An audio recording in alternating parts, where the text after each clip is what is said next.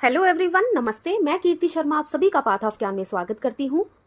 आज अगर बेहतरीन यूनिवर्सिटीज़ की बात करें तो दिमाग में आती हैं ऑक्सफोर्ड, हार्वर्ड और कैम्ब्रिज जैसी यूनिवर्सिटीज़ के नाम। लेकिन एक कमाल की बात बताएं, करीब 1500 साल पहले की कहानी कुछ और ही थी, क्योंकि तब भारत में एक ऐसी यूनिवर्सिटी थी जो आज दुनिया की सबसे पुरानी यूनिवर्सिटीज़ में से एक है और इसका नाम था नालंदा यूनिवर्सिटी।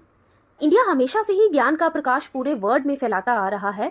आज से हजारों साल पहले से ही दुनिया की सबसे पहले रेजिडेंशियल यूनिवर्सिटी नालंदा यूनिवर्सिटी ही थी। उसके अलावा तक्षशिला और विक्रमशिला यूनिवर्सिटी का भी नाम था, जिसका आज अब सिर्फ खंडर ही बचा है। बट आज इस वीडियो में हम बात करेंगे नालंदा यूनिवर्सिटी के बारे में। नालंदा यूनिवर्सिटी पर 3 बार आक्रमण हुआ था, बट सबसे विनाशकारी हमला 1193 में हुआ था बख्तियार खिलजी के द्वारा, जिसका रिजल्ट ये हुआ कि पूरा नालंदा यूनिवर्सिटी जलकर नष्ट हो गई।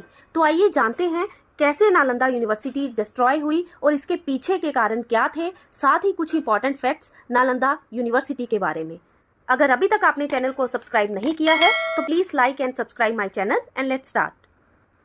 सबसे पहले बात करते हैं कब और किसने बनवाई थी नालंदा यूनिवर्सिटी। नालंदा शब्द 3 शब्दों से बना है, ना प्लस आलम प्लस ता, जिसका मतलब होता है एक ऐसा उपहार जिसकी कोई सीमा ना हो।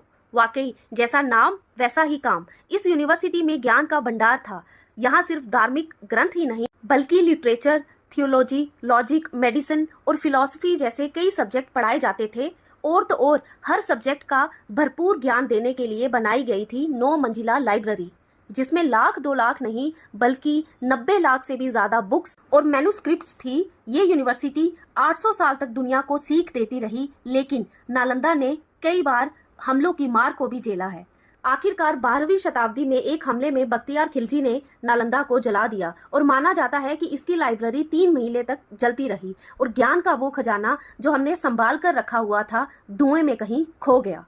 उस वक्त जब नालंदा कई बुलंदियों को छू रही थी, वो एक महाविहार यानी विशाल बौद्ध मठ का हिस्सा थी, जिसके खंडर आज भी 57 एकड़ में फैली इस साइट में नजर आते हैं। कुछ रिकॉर्ड्स की माने तो नालंदा दरअसल आम के बगीचे पर बनी थी, जिसे 500 व्यापारियों ने गौतम बुद्ध को तोहफे में दी थी। पर आर्कियोलॉजी के हिसाब से नालंदा को 5th सेंचुरी बीसी में गुप्त काल में बनाया गया था। उसके बाद गुप्त काल में इस जगह का और डेवलपमेंट हुआ और नालंदा यूनिवर्सिटी को जब बख्तियार खिलजी ने नष्ट किया था, तब उसके खंडरों का जब फिर से रिसर्च किया गया तो उसमें कई ऐसी मुद्राएं मिली जिससे ये अंदाजा लगाया गया कि नालंदा यूनिवर्सिटी 5वीं शताब्दी के आसपास गुप्त डायनेस्टी के शासक कुमार गुप्त द्वारा बनाई गई होगी। यह वही डायनेस्टी है जिनके रूल को गोल्डन एज ऑफ इंडिया भी कहा जाता है। अलग अलग दौर पर यहाँ कई महान टीचर्स ने पढ़ाया और जानते हैं चाइनीज ट्रेवलर ह्यून सैंग जैसे कई लोग दुनिया भर से यहाँ पर खींचे चले आते थे। और अब बात करते हैं कि आखिर क्यों खिलजी ने नष्ट कर दी नालंदा यूनिवर्सिटी।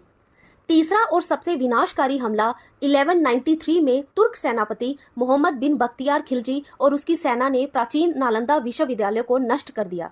उस समय बख्तियार खिलजी ने उत्तर भारत में बौद्धों द्वारा शासित कुछ क्षेत्रों पर कब्जा कर लिया था और फिर एक बार वो काफी बीमार पड़ा।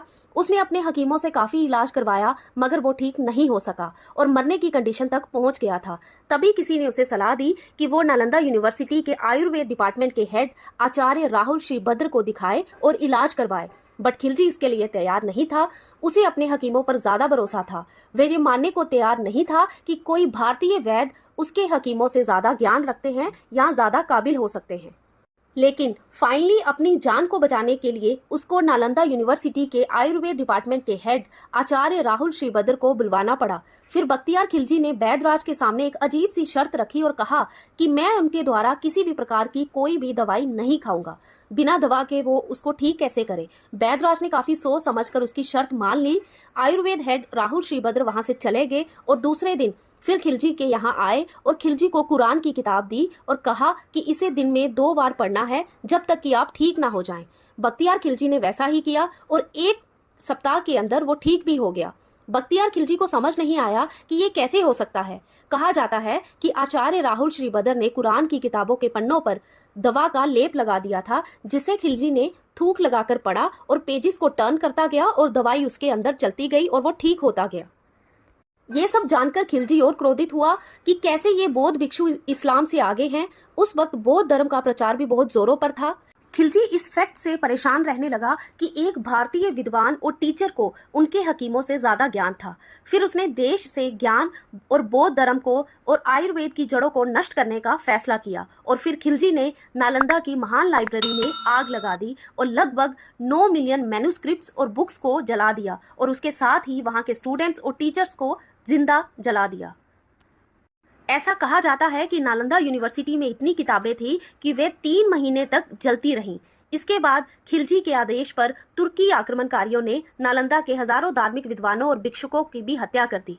कुछ महीनों तक किताबों से धुआं निकलता रहा। इस बात से ही नालंदा यूनिवर्सिटी की भव्यता का अंदाजा लगाया जा सकता है।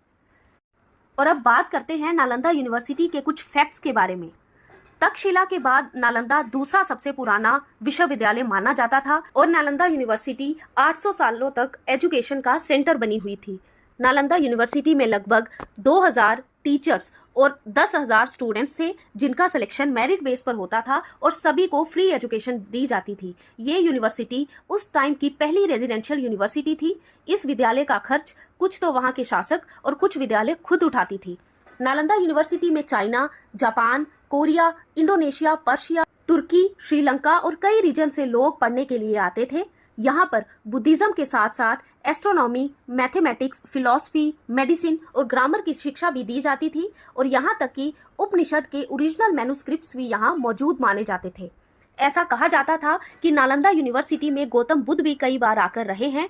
इस विद्यालय में हर्षवर्धन, धर्मपाल, आयुर्वेद, नागार्जुन, ह्यून सैंग जैसे बड़े बड़े विद्वानों के नाम भी शामिल थे। ऐसा भी माना जाता है कि ग्रेट एस्ट्रोनॉमर और मैथमेटिशियन आर्यभट्ट इस यूनिवर्सिटी के हेड रहे थे।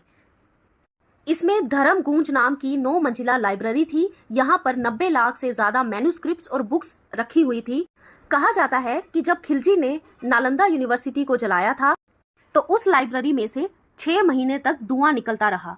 अब इस बात से ही कल्पना की जा सकती है कि यहाँ पर कितनी बुक्स रही होंगी।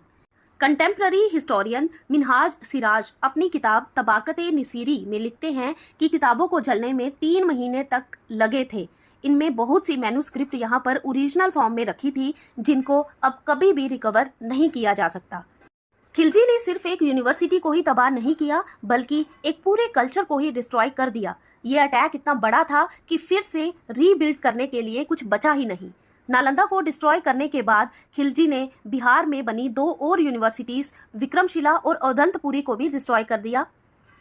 ये सिर्फ भारत का ही नुकसान नहीं था, बल्कि पूरे वर्ल्ड का नुकसान था। सिर्फ एक इंसान की जलन और इनसिक्योरिटी की वजह से हजारों वर्षों का ज्ञान जलकर खत्म हो जाता है। भारत जैसा कल्चर यहाँ किताब के एक पन्ने को फाड़ने को भी पाप माना जाता है। उसके इतिहास में होने वाली ये घटना सच में शर्मसार करती है। एंड लास्टली, नालंदा के लॉस्ट को हम रिकवर तो नहीं कर सकते, बट इंडियन गवर्नमेंट ने इस इंस्टीट्यूट को फिर से रीडेवलप करना शुरू कर दिया है। इसका आइडिया सबसे पहले इंडिया के former late president doctor APJ Abdul Kalam ने शेयर किया था। इसीलिए डॉक्टर अब्दुल कलाम की पहल से नालंदा ने एक मॉडर्न इंटरनेशनल यूनिवर्सिटी के रूप में फिर से जन्म लिया। नालंदा जैसी यूनिवर्सिटी इस बात का सबूत है कि भारत का ज्ञान सदियों से ही दुनिया को रोशन कर रहा है और हम उम्मीद करते हैं कि वक्त एक बार फिर करवट लेगा और बेहतरीन एजुकेशन की तलाश करता हर इंसान कहेगा, it happens only in India. ये वीडियो आपको कैसी लगी प्लीज हमें कमेंट करके जरूर बताएं और ऐसी ही अमेजिंग वीडियोस के लिए please like, share and subscribe my channel. Thank you so much.